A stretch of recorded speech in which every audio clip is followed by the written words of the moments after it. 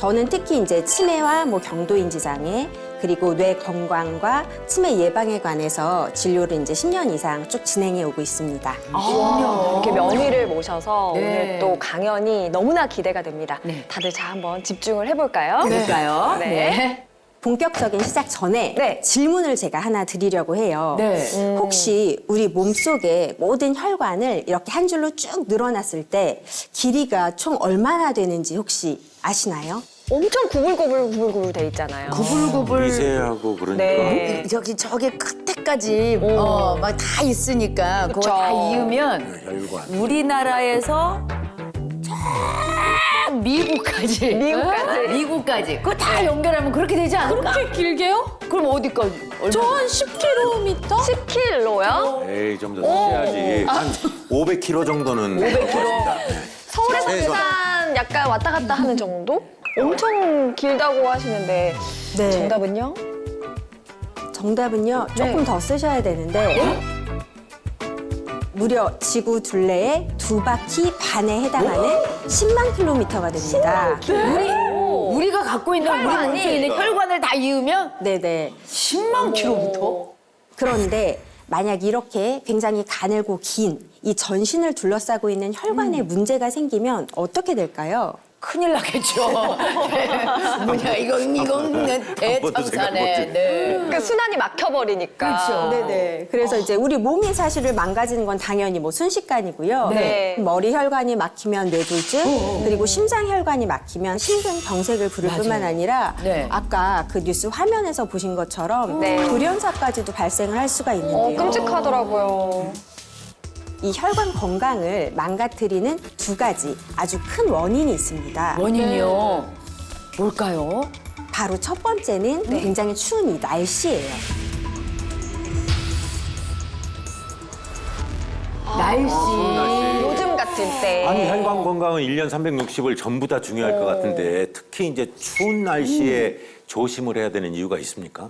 우리 몸은요, 기온이 떨어지면 온도를 유지하기 위해서 혈관을 이렇게 수축시켜 버리는데요. 네. 이 좁아진 혈관 때문에 혈압이 상승하게 됩니다. 네네.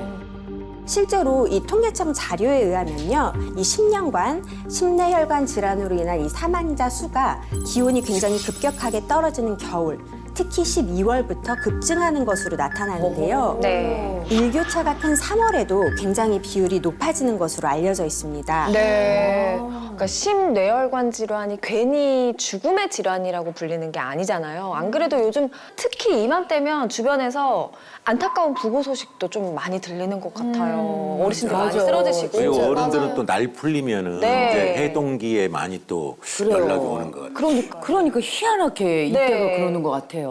네. 요즘 같은 시기에 이 건강을 위협받지 않으려면 네. 이 실내랑 실외예요. 이 온도 차이가 너무 급격하게 나지 않도록 이제 네. 조심하는 게 굉장히 중요하다고 하고요. 아. 겨울철 실내 적정 온도는 약 20도 정도인데요. 네. 이 이상으로 이제 온도를 확 올리게 되면 바깥의 온도랑 이제 차이가 굉장히 크게 나기 때문에 이 실내외의 급격한 온도 변화로 혈관 건강에 무리를 줄 수 있다고 합니다. 오.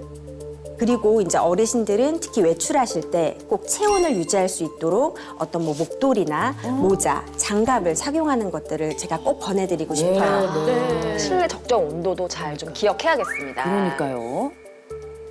혈관 건강을 망치는 두 번째 원인은요. 네. 본격적인 강연 주제인데요. 네. 바로 혈액 비만입니다. 네? 혈액 비만이요? 비만이요?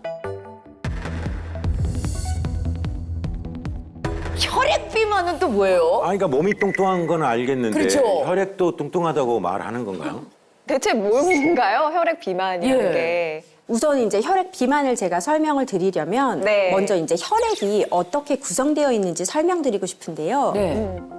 혈액의 절반은 적혈구, 백혈구, 혈소판 등의 이런 세포로 이루어져 있고요. 네. 또 나머지 절반은 혈장이라는 이 액체로 구성이 되어 있습니다. 아. 그런데 이 혈장에 단백질, 당류, 아미노산, 지질 이런 여러 가지 성분이 포함되어 있는데요. 혈액 비만은 이 혈장 속에 특히 네. 지질이 기름이 너무 많이 껴 있는 거예요.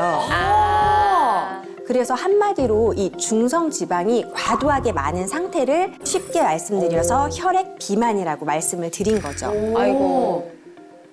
검사하면은 중성지방 수치가 나오긴 나오더라고요. 그런데 의외로 제 나이 때 중성지방 수치가 높으신 분들이 꽤 많아요. 그 중성지방 수치가 높으면 그게 그렇게 위험한 거예요? 네, 제가 준비한 사진을 한번 보시면 좋을 것 같은데요. 네. 정상 혈액은 지금 사진처럼 네. 위쪽에 굉장히 맑은 물 같은 게 보이고요. 아래쪽에 이런 적혈구나 백혈구 같은 세포 성분이 가라앉게 됩니다. 네, 네. 그런데 이미 중성지방 수치가 굉장히 높은 분들은 혈액을 처음에 뽑았을 때부터 핑크빛으로 약간 뿌옇게 보이고요. 네. 이것들이 이제 원심 분리를 해보면 이렇게 오른쪽 사진처럼 이런 누런 그게 기름인가 기름기가 봐. 둥둥 떠 있는 하얗게 모습을 보이니까. 관찰할 수가 있습니다. 아니 저게 네. 저게 지금 중성지방 지방층인 거예요? 네네. 그러니까 맑은 것과 이렇게 지방이 있는 게 확실히 차이가 나네요. 딱 봐도 몸에 안 좋게 보이긴 한데 그쵸. 중성지방이 혈관 건강을 어떻게 위협하는 건가요? 중성 지방은요, 어떤 이 에너지원을 저장해두는 이제 저장고와 같은 건데요. 네. 칼로리 섭취가 굉장히 부족할 때는 체내에서 이것을 꺼내서 이제 분해해서 사용을 하기도 합니다. 네. 그런데 이게 적정량보다 혈액 속에 중성 지방이 너무 많아지면 혈관 벽에 쌓이고 혈관을 점점점 이제 좁게 만들어서 결국 동맥 경화나 고혈압, 심근경색과 같은 각종 혈관 질환을 유발할 수가 있어요. 사실 우리가 네. 콜레스테롤에 대한 경각심은 갖고 있었어요. 예. 그런데 중성지방은 그렇게까지 걱정을 안 했었는데 몰라서. 이게 이렇게 무서운지 몰라서. 몰랐네요. 수치도 되게 중요할 것 같은데 이게 어느 정도가 되면 혈관 건강에 위험한 건지 알아야 되겠어요. 그렇죠. 그러니까 아는 게 맞아요. 힘이다. 예. 맞아. 이 중성지방의 정상 범위는요, 보통 저희가 네. 한 150 정도 미만인데요. 네. 일반적으로는 200 이상이면 저희가 이제 고지혈증의 위험군으로 판단을 합니다. 고지혈증. 네. 아, 중성지방이 높으면 고지혈증이라고 부르는 거군요. 네, 이 고지혈증의 사실 정확한 명칭은 이상지질혈증인데요. 거기에 이제 흔히 고지혈증으로 이제 알고 계시니까 간단히 고지혈증이라고 말씀을 드릴게요. 네. 네. 우리나라 20세 이상 성인의 무려 48%, 약 2명 중에 1명 정도가 고지혈증의 위험이 높은 어머. 것으로 분석이 되었다는 그럼 이 건데요. 중에서도 거의 2명이 있을 수 있다는 얘긴데. 난 아니야. 난 아니야. 우리 다니길 바라지만. 아니었으면 좋겠다. 근데 상당하네요, 비율이. 네네. 사실 이게 너무 흔한 질병이기 때문에 네. 그 심각성을 좀 잘 모르시는 분들이 굉장히 많아요. 네. 중성지방이 이렇게 위험한 건지를 몰랐네요.